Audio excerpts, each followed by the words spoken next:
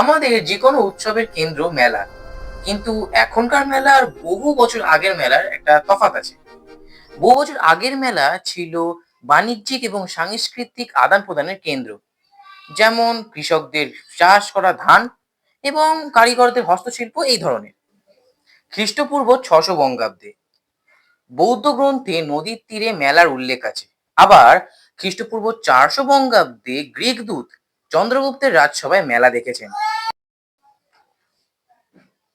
মধ্যযুগে উৎসবের সঙ্গে যুক্ত হয়েছে মেলা, যেমন দুর্গাপুজো, সরস্বতী পুজো, রাস পূর্ণিমা, দোলযাত্রা, জন্মাষ্টমী ইত্যাদি। আবার ভারতের কিছু 500 বছরের মেলাও আছে, যেমন হুগলির মাছের মেলা বা পান্ডুয়ার পোঁঠা বলির মেলা। কিন্তু জানেন কি, একসময় ব্রিটিশরা এই মেলাকে মহামারীর কারণ বলে নিষিদ্ধ করতে চেয়েছিলেন।